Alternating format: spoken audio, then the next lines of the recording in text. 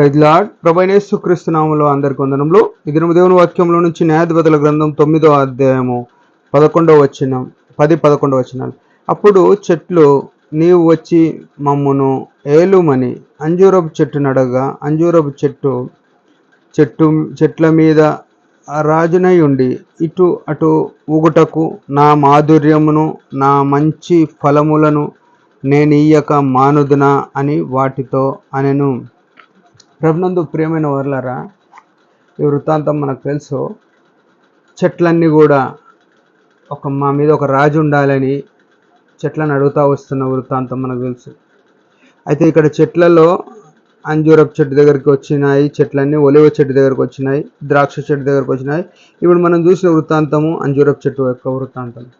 అంజూరపు చెట్టు చెప్తున్న మాట ఏంటంటే, నేను రాజునై ఉండి నా మాధుర్యమును, నా ద్రాక్షరసం, నా యొక్క అంజూరపు గల నా మాధుర్యమును, నా మంచి ఫలములను నేను ఇయ్యక మానను అని చెప్తున్నాను.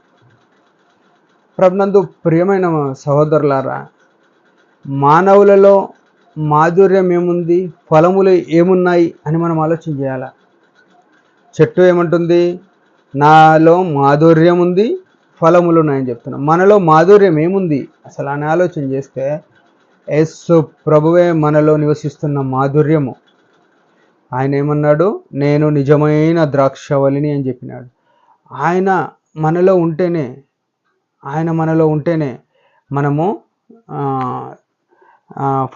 ఫలింపులోనికి వస్తాము అని గుర్తుపెట్టుకోవాలి. ఆయన మనలో ఉంటేనే తప్ప మంచి ఏది లేదు. ఆయన లేకుండా మంచి లేదు.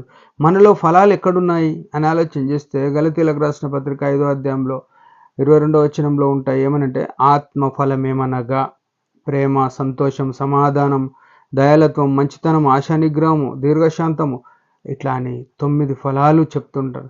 ఈ 9 ఫలాలు మనలో ఉండకుంటే, మార్కు సువార్త 7:21లో ఉన్నట్టు దురాలోచనలు, దొంగతనములు, అసూయలు, మత్తతలు, అల్లరి, ఇంకా ఈ దేవునికి అసహ్యకరమైనవి మన హృదయంలో ఉంటాయి. ప్రభునందు ప్రియమైన వర్లారా, మనము మంచి ఫలాలు కలిగి ఉన్నామా లేమా?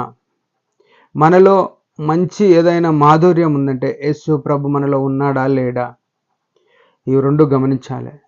ఇవి లేనప్పుడు మనం ఎంత సేవ చేసినా, ఎంత పరిచర్య చేసినా, ఎంత సువార్త చేసినా, ఎంత దేవునికి ఇచ్చినా దాని నుంచి ఎట్లాంటి మేలు రాదు, మనకు ప్రభుకు ఎట్లాంటి మహిమ కూడా రాదు. అందుకే ఈ చెట్ల వృత్తాంతం మన కొరకు రాయబడ్డది. చెట్లు ఏం చేస్తున్నాయి? ఇటు అటు ఊగడానికి లేవు. అవి దేవుని కొరకే మేమున్నాం, మనుషుల కొరకు మేమున్నాం అనేవి గుర్తుపెడుతున్నాయి. మనము మనుషులకు ఏమై ఉన్నాము? మనుషులకు శత్రువులుగా, మనుషులకు పగవారిగా, మనుషులకు ఆయాసకరంగా మనం బతుకుతున్నాం. దేవునికి అట్నే బతుకుతున్నాం. ప్రభు ఏమన్నాడంటే, చూచిన నీ సహోదరుని ప్రేమించకపోతే చూడని దేవుని ప్రేమించలేవు అని చెప్పినాడు. ప్రభునందు ప్రియమైన వాళ్ళారా, మన చుట్టూన్న వారికి మనం ఆశీర్వాదకరంగానే ఉండాలి.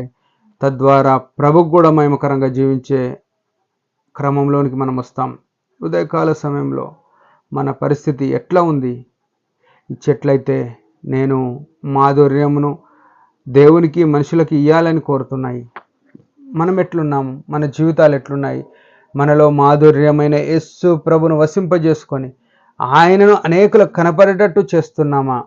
చెయ్యాలి అని కోరుతున్నాడు దేవుడు.